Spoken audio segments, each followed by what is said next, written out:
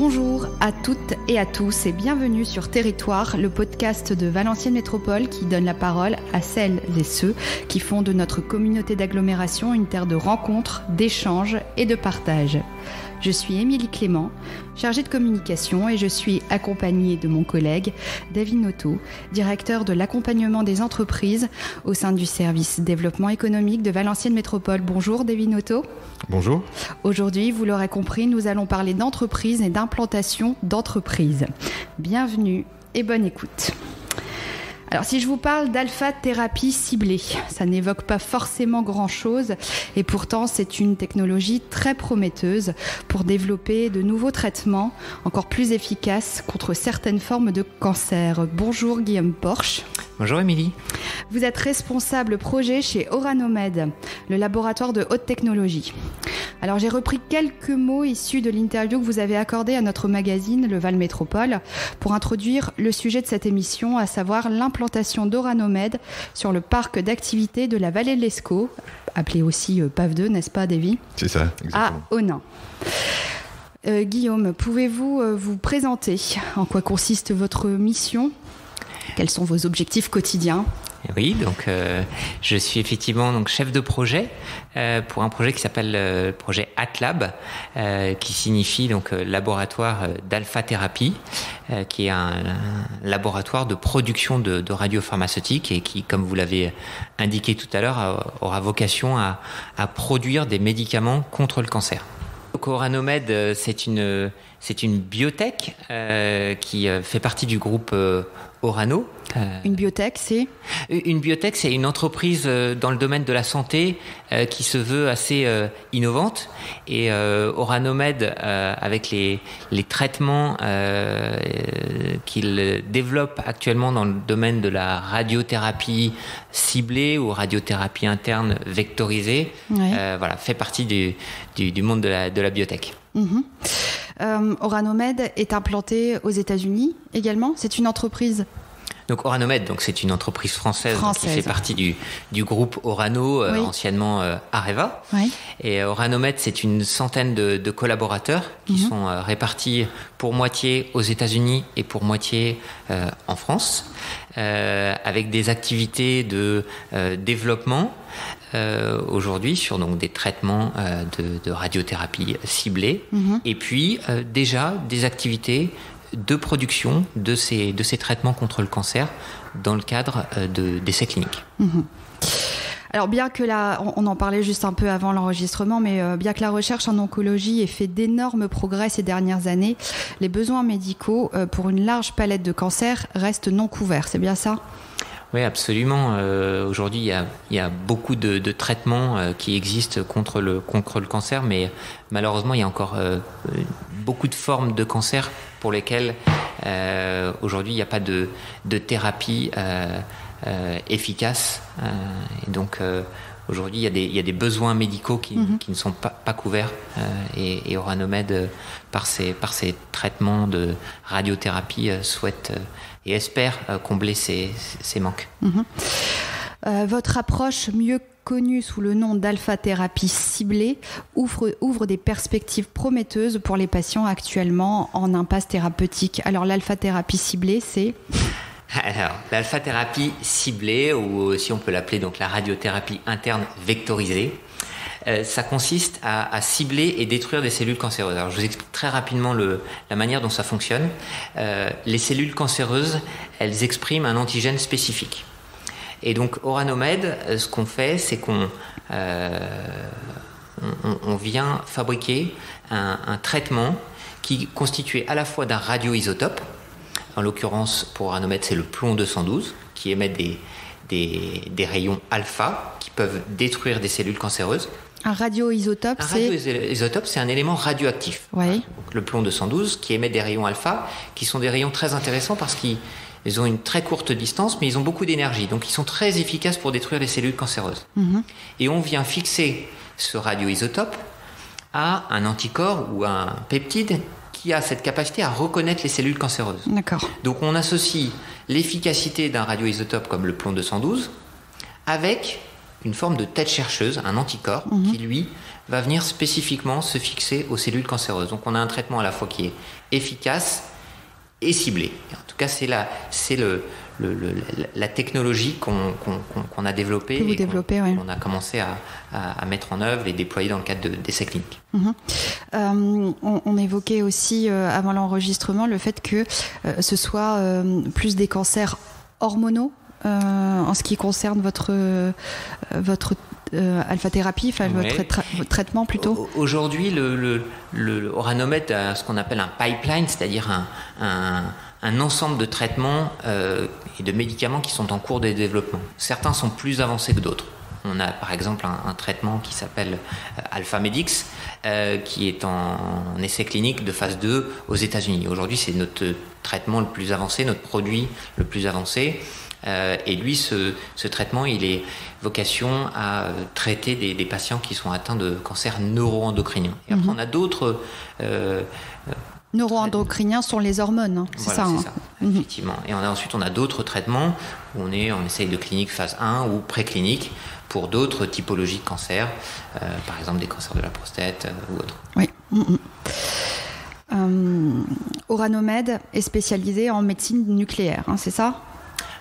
Oranomed, donc dans Oranomed, il y a Orano. On fait partie de la grande famille Orano qui travaille initialement autour du cycle du combustible. Oui. Et avec cette expertise, cette connaissance des matières nucléaires, de la radioactivité, on est parti de là, de notre expertise, et effectivement depuis 15 ans maintenant on a développé toute une expertise sur la médecine nucléaire, et donc effectivement on est une centaine de collaborateurs aujourd'hui qui travaillons dans ce domaine-là. Ce sont des compétences qui sont autour de nouvelles thérapies liées à l'utilisation d'éléments radioactifs pour détruire les cellules cancéreuses. Alors, la durée de vie de ces traitements, si vous vous implantez aujourd'hui à Onnin, il y a une volonté, un besoin. Oui, effectivement, quand Oranomed a souhaité développer ce projet d'usine de production de radiopharmaceutique au plomb 212, on avait effectivement un certain nombre de critères pour la localisation géographique. Oui. Et l'un des critères est lié à notre produit lui-même, qui a une durée de vie assez courte. C'est-à-dire qu'il est très important qu'il y ait un temps entre la production et l'injection au patient qui soit le plus court possible. Oui. Et aujourd'hui, quand on a fait notre analyse, on a identifié que le territoire du Valenciennois était un territoire intéressant pour nous, afin de distribuer notre produit, nos médicaments, sur le territoire européen. Alors qu'on comprenne bien, au niveau de la phase d'avancement du traitement, là vous êtes en essai clinique, c'est bien ça ? Absolument, ouais. Sur notre premier traitement, donc qui s'appelle AlphaMedix, on est sur des essais cliniques aujourd'hui de phase 2 aux États-Unis. Et le projet qu'on conduit sur le Valenciennois, l'usine Atlab, lorsqu'elle sera mise en service, va permettre de poursuivre nos essais cliniques sur le marché, au sein de l'Europe. Oui, sur le marché européen. Et puis ensuite, dans un deuxième temps, permettra de produire nos traitements dans le cadre d'une future commercialisation, effectivement. Que vous envisagez ? Vous pouvez nous donner une date ? Raisonnablement, on envisage une commercialisation entre 2026 et 2027. Voilà, alors, la phase 2, la phase clinique, c'est-à-dire que c'est testé sur l'homme maintenant, c'est ça ? Il y a toute une phase de test sur les cellules ou sur animaux, et puis maintenant, vous testez clinique, c'est ce que ça veut dire ? Aujourd'hui, effectivement, à l'heure où je vous parle, on a déjà plusieurs dizaines de patients qui ont été traités aux États-Unis, donc avec nos traitements, et ces résultats cliniques sont intéressants, et c'est pour ça que les autorités, notamment les autorités américaines, nous encouragent à poursuivre effectivement ici nos essais, en France et puis en Europe aussi. Et effectivement poursuivre avec des essais cliniques de phase 3, et puis aussi élargir, on va dire, également sur la partie européenne. Très bien. Alors, Devin Otto, quel a été le rôle de ton équipe au sein du développement économique dans cette implantation d'usines ? Eh bien, c'est toujours un processus assez long, puisque les premiers contacts avec Oranomed datent de juillet 2021, période à laquelle Oranomed s'est adressé à Nord France Invest, qui est l'agence de développement régional, et qui recueille en fait les demandes d'implantation des entreprises essentiellement internationales, mais pas que, aussi de plus en plus les entreprises qui sont implantées en France et qui souhaitent se développer ou s'implanter sur d'autres régions en France. Et donc les premiers contacts datent de juillet 2021. Nous avons fait des propositions. Ça a été notre première action. Ça a été de faire des propositions, en l'occurrence de foncier, puisque c'est ce que recherchait le groupe Oranomed, un foncier pour pouvoir s'implanter et construire cette usine. Oui, parce que, excuse-moi, mais quelle va être la superficie de l'usine ? Aujourd'hui, l'usine va faire 2500 mètres carrés. D'accord, ok. Voilà, donc les premières actions ont été de faire des propositions foncières. En l'occurrence, nous en avons fait 2 sur le territoire de Valenciennes Métropole. Une première visite de site a été effectuée par l'équipe Oranomed en septembre 2021. Oranomed a, je crois, sélectionné les 2 sites à ce moment-là. Enfin, en tout cas, a souhaité pouvoir avancer en parallèle sur les 2 sites. Débute alors une phase d'étude par l'entreprise qui regarde un certain nombre d'aspects, de critères par rapport au foncier qu'on peut proposer, la localisation évidemment, les possibilités de construction, les surfaces disponibles, les accès, enfin il y a un certain nombre de critères qui sont étudiés. Et puis début 2022, le choix d'Oranomed s'est arrêté sur le PAF 2 à Onnaing. Et donc à partir de cette date, on est rentré plus précisément dans les détails avec le groupe Orano, mais aussi avec nos partenaires. Alors Nord France Invest toujours, mais aussi la région de France et l'État en région sous l'égide de la sous-préfecture. Je pense notamment à la DREAL, la DDTM, le SDIS, voilà, avec structures avec lesquelles nous avons un certain nombre de rendez-vous et de points d'étape pour évacuer un peu tous les points durs qui peuvent se présenter quand on avance sur un projet comme celui-là. Fin 2022, en décembre 2022, nous avons délibéré pour la vente du foncier à Oranomed et pour un accompagnement financier sur le projet. Tu dis, nous avons délibéré, c'est-à-dire avec l'équipe des élus, c'est ça, hein? C'est ça, les exactement. Élus qui donnent leur accord. Voilà, tout à fait. Le projet a été présenté d'abord en commission développement économique, puis au bureau communautaire, pour validation à la fois de la vente du foncier, puisque c'est une étape obligatoire évidemment quand on vend un foncier. Cette vente doit être validée par les élus, donc la vente du foncier et puis un accompagnement financier au regard de la création d'emplois, puisque c'est sur cet aspect des choses que Valenciennes Métropole accorde des aides aux entreprises. Alors bien sûr, il faut qu'il y ait de l'investissement, en l'occurrence de l'investissement immobilier, c'est notre assiette d'éligibilité, mais aussi de la création d'emplois, et nous accompagnons les projets en fonction du nombre d'emplois qui sont créés. Du coup, pour qu'un projet soit voté à Valenciennes Métropole, on a les techniciens qui bossent sur les dossiers techniques et qui proposent à une commission d'élus, là justement la commission développement économique, qui elle-même porte le projet auprès de vice-présidents, c'est le bureau de Valenciennes Métropole. Et puis au final, c'est voté par l'ensemble des conseillers municipaux, vice-présidents ou pas, suppléants, qui sont bien au courant des dossiers et qui accordent ou pas, ou non, en fonction de toutes les caractéristiques qui peuvent représenter Valenciennes Métropole, les dossiers. Exactement, même si tout au long de la vie du projet, notre président ou notre vice-président sont effectivement informés de l'avancement du sujet, et puis aussi des rencontres intermédiaires s'organisent avec l'entreprise. J'ai en mémoire Julien Daudet, qui est directeur, c'est ça, président-directeur général d'Oranomed, qui est venu en région, qui est venu visiter le site, qui est venu rencontrer nos élus, bien avant qu'on fasse cette proposition de vente de foncier et d'accompagnement financier au bureau communautaire. Voilà, donc il y a effectivement un suivi, y compris par les élus, tout au long de la vie du projet, avant une décision finale qui est arrivée en décembre 2022. D'accord, très bien. Est-ce que c'est terminé pour l'accompagnement de Valenciennes Métropole ? Oui, alors juste peut-être quand même préciser que ce projet était un peu particulier pour nous parce que Oranomed souhaitait réellement balayer tous les aspects du sujet et valider en fait tous les aspects du projet avant de proposer un dossier complètement ficelé au board. Guillaume, vous m'arrêtez si je dis une bêtise, mais de mémoire c'est comme ça que ça s'est passé. Et une fois qu'on est allé jusqu'au bout du processus, c'est-à-dire jusqu'à la validation au bureau communautaire de la vente du foncier et de l'accompagnement financier, la région a fait d'ailleurs la même chose de son côté en parallèle, notamment sur l'accompagnement financier. C'est une fois qu'on a passé toutes ces étapes que le groupe Oranomed a pris la décision de venir s'implanter.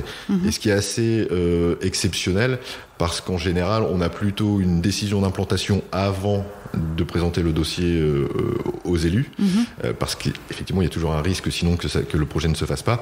Mais là, on avait bien validé toutes ces étapes avec le groupe Oranomed et avec Guillaume. Et donc, une fois que le dossier était complètement bouclé et tous les aspects validés, c'est à ce moment-là que le groupe Oranomed a dit « Ok, dans ces conditions-là, je prends la décision de venir investir à Onnaing et sur Valenciennes Métropole ». Et justement, Guillaume Porche, qu'est-ce qui vous a motivé à entreprendre un tel projet ici ? Quels sont les critères que devait remplir ce territoire et cette implantation ? Oui, c'est important ce que Davy vient de dire, c'est qu'au-delà de la recherche de foncier et bien sûr de s'assurer qu'il y a bien une adéquation entre ce que la métropole a pu identifier comme terrain et notre besoin, les critères, ça se limite pas à juste un terrain.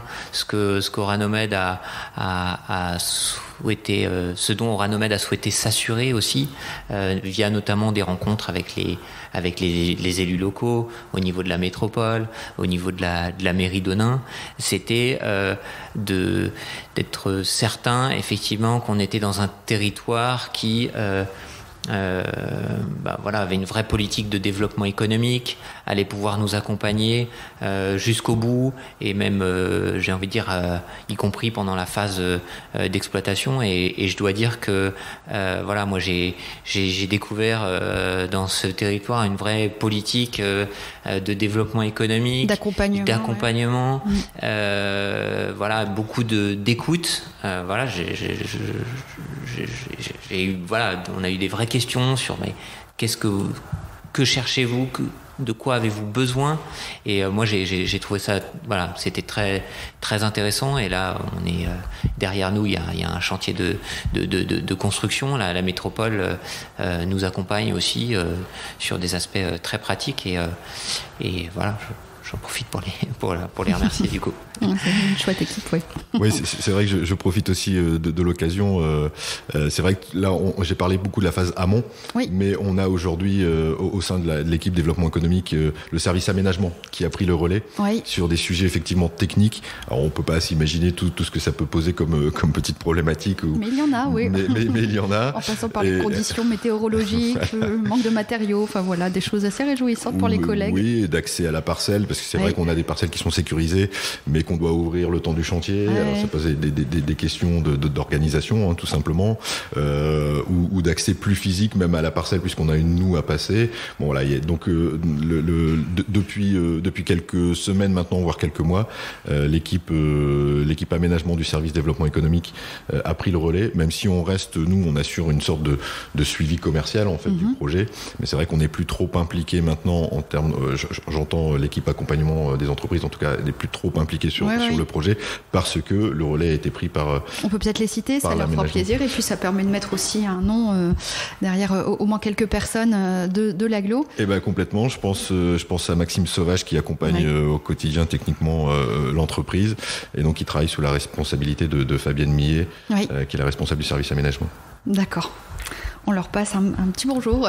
Et j'ai oublié aussi tout à l'heure effectivement de citer la commune d'Onain, sans laquelle effectivement on n'en serait peut-être pas là non plus aujourd'hui. Et régulièrement vous avez pu rencontrer Monsieur le maire sur la préparation du projet. Et je pense que ça a été aussi un soutien important pour vous. Oui, absolument. Et tout ça apporte beaucoup de sérénité et de confiance à notre direction générale. Et quand on leur a proposé ce territoire, au moment de valider l'implantation, tous ces éléments-là sont pu rentrer en jeu dans cette décision. Donc, au-delà de la proximité du fait qu'on soit au centre de l'Europe, on va dire, et que ce soit assez facile parce qu'on est tout près de l'autoroute, pas très loin des aéroports, que ce soit en France, à Paris ou en Belgique. Il y a aussi l'accompagnement et l'humain qui fait beaucoup dans nos projets. Davy, est-ce que tu peux nous parler de la stratégie de développement économique de Valenciennes Métropole ? Oui, bien sûr, puisqu'on est complètement dans le sujet avec le projet d'implantation d'Oranomed. Clairement, c'est exactement le type de projet qu'on recherchait et donc pour lequel on s'est battu parce qu'on le voulait vraiment sur notre territoire. La stratégie de développement économique de Valenciennes Métropole tient en plusieurs axes. On est, ça je pense que c'est connu maintenant, c'est appréhendé, mais on est un territoire industriel. On a eu différentes phases d'activité industrielle sur le territoire, des succès aussi, quelques catastrophes par le passé. Depuis la fin des années 90, le territoire est très orienté vers l'automobile. Depuis un peu plus tôt que ça, il était déjà vers le ferroviaire. Donc industrie automobile et industrie ferroviaire, effectivement, sont deux piliers importants du territoire de Valenciennes Métropole, aidés en cela évidemment par un réseau de fournisseurs d'équipementiers, et je pense notamment à tout le secteur de la mécanique et de la sidérurgie et de la métallurgie également, qui sont des contributeurs importants au développement, ou qui ont été des contributeurs importants au développement de ces deux filières. Donc le premier axe de la stratégie de développement économique de Valenciennes Métropole, c'est de venir soutenir ces filières, continuer à les accompagner dans leur transition. On sait qu'il y a beaucoup de changements actuellement dans le milieu de l'automobile, par exemple, dans le milieu du ferroviaire, et donc il est important d'assurer, d'accompagner les entreprises dans leur transition. Donc ça, c'est le premier axe. Le second axe qui a été engagé il y a un petit moment maintenant par Valenciennes Métropole, ça a été d'ouvrir, de diversifier ce tissu, et ce qui a été fait par Valenciennes Métropole se porte notamment sur deux secteurs d'activité: la mobilité durable. Évidemment, l'emblème est Transalé. Oui, parce qu'on a plusieurs parcs comme ça. Effectivement, nous avons deux parcs d'innovation. Donc le premier est Transalé, l'un des deux est Transalé et consacré à la mobilité durable, et le parc des Rives Créatives, qui lui est plutôt consacré à la filière numérique. Et donc cette transition, cette transformation-là a déjà été engagée par Valenciennes Métropole il y a plusieurs années maintenant. Et puis ce qu'on vise aujourd'hui, c'est d'encore élargir le champ de l'industrie, parce que c'est vraiment sur ce secteur d'activité qu'on souhaite continuer à se développer. C'est clairement l'industrie, mais on pourrait parler maintenant d'une industrie du futur, industrie d'avenir, certains l'appellent l'industrie 4.0. Je suis moins fan de ce terme, mais voilà, vous avez compris l'idée. Et donc on essaye. Alors le projet d'Orano, il est en plein dans cette cible-là. Dans le domaine de la santé, notamment dans le domaine de la santé et l'industrie pharmaceutique. On a d'autres industries pharmaceutiques sur le territoire. Mais aussi on continue. Enfin, on essaye d'attirer de nouveaux projets ou de favoriser le développement d'entreprises qui sont déjà installées dans les domaines de l'agroalimentaire, dans les domaines de... On peut penser à Lucullus et Barilla, c'est par ça, exemple, je pense à Lucullus. Qui fait partie du terroir de Valenciennes Métropole, avec la langue Lucullus, exactement, pour les gastronomes. Qui a développé un super projet il y a quelques années sur le parc de l'aérodrome Ouest, et qui va s'engager dans un nouveau projet de développement. Donc on est tout à fait dans la thématique, mais aussi effectivement on pensait aussi à Barilla par exemple, parmi d'autres, on peut pas tous les citer. On essaye aussi de consolider consolider l'industrie aéronautique, puisque on a des entreprises significatives sur le territoire. Je pense à SKF ou à Aresia, qui s'est implanté aussi il y a quelques années sur le parc de l'aérodrome également. Et puis la mobilité au sens large, l'industrie ferroviaire, l'industrie automobile, évidemment, en font partie. Et on essaye d'élargir ça, on essaie de prendre notre part aussi dans ce qui se passe au niveau de la vallée de la batterie. Et puis on essaie d'élargir aussi le champ de la mobilité aux mobilités douces. Et là, je pense à Origine Cycle, forcément. Super vélo. On avait fait un podcast d'ailleurs avec l'un de ses dirigeants. Voilà, et Origine Cycle qui inaugure ce mois de décembre son nouveau site de Rouvigny sur l'aérodrome ouest également. Donc voilà, donc la stratégie développement économique, elle me semble claire. On est sur le soutien aux activités traditionnelles. Des filières d'excellence, des parcs d'innovation. Et puis une industrie, continuer à avancer sur l'industrie, notamment l'industrie d'avenir. Pour en revenir à Oranomed, Guillaume Porche, quel est l'avenir, je pense, en termes d'emploi? Combien de personnes seront employées ici? Quels sont les profils? Est-ce que vous recherchez des profils particuliers? Comment faire pour postuler? Donc, effectivement, il va falloir exploiter ce laboratoire. Donc, au démarrage de l'exploitation, on envisage une vingtaine de personnes. Démarrage de l'exploitation, donc ce serait 2025. 2025, voilà. Donc une vingtaine de collaborateurs pour démarrer l'exploitation de ce laboratoire. Et puis ensuite, à terme, en fonction de la croissance, en fonction des augmentations possibles de capacité que nous permet ce laboratoire, on pourrait monter à une trentaine de personnes. Aujourd'hui, le profil des personnes qu'on envisage de recruter, on a des profils de techniciens de production, techniciens qualité, contrôle qualité, assurance qualité. On parle de médicaments, donc beaucoup d'exigences de ce point de vue-là. On recherche des pharmaciens également. Et puis des ingénieurs également pour la partie maintenance et ingénieurs de production. Voilà, donc des profils assez variés. À quel moment sera ouverte la campagne de candidature? On a déjà recruté notre futur directeur de site qui va nous rejoindre début d'année prochaine. Et donc avec notre directeur de site, voilà, on va. Est-ce qu'on peut donner son nom ou pas encore? C'est encore un peu tôt. On va les laisser se présenter quand il arrivera. Mais en tout cas, il nous rejoint. C'est une personne qui vient du territoire et de la région en tout cas. Et puis plutôt à partir du deuxième semestre 2024. Et puis début 2025, D'accord. Donc on a un site internet Oranomed, puis le site de notre groupe aussi Orano, sur lequel toutes les offres d'emploi seront diffusées. Et puis je pense qu'on essaiera aussi d'utiliser des canaux, des modes de diffusion plus en lien avec le territoire. Donc la commercialisation, si tout se passe bien, et la sortie du premier médicament se ferait potentiellement en 2027. Notre objectif, c'est que dès l'année 2025, on soit en capacité au niveau de l'usine Atlab de produire, d'avoir tous les agréments pour produire. Ensuite, où est-ce qu'ils vont partir? Effectivement, c'est encore un petit peu tôt pour le dire, mais en tout cas... Là, vous travaillez avec les centres hospitaliers pour déterminer qui seront les personnes qui pourront bénéficier de ces essais, mais là, ça passera plus par les centres hospitaliers. Absolument.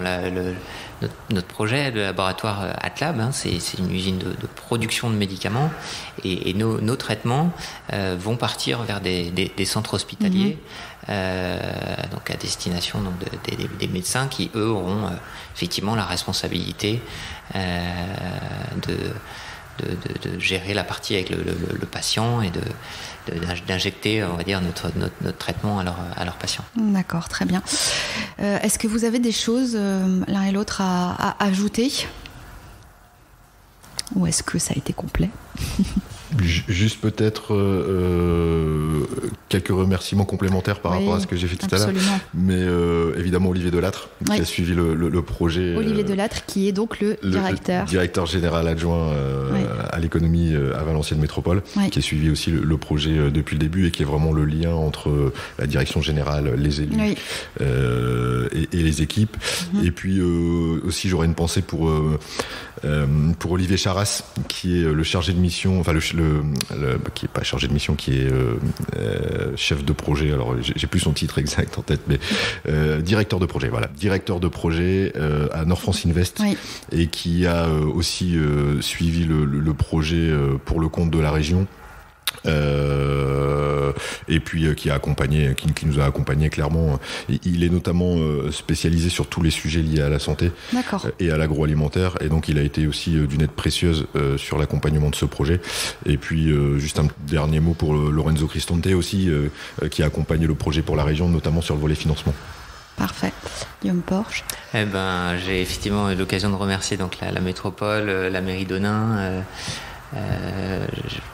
Un petit mot effectivement pour parler de toute l'équipe projet chez Oranomed, qui a participé à la conception, et puis nos partenaires ou nos sous-traitants, donc notre ingénierie, donc Ceris Ingénierie, et puis les entreprises là qui sont sur le terrain là à Onin, qui ont démarré la construction, donc Legendre Construction et puis Bouygues Énergie et Services, qui sont nos deux principaux sous-traitants effectivement sur ce projet, et puis encore beaucoup d'autres acteurs à venir pour permettre à ce laboratoire de sortir de terre.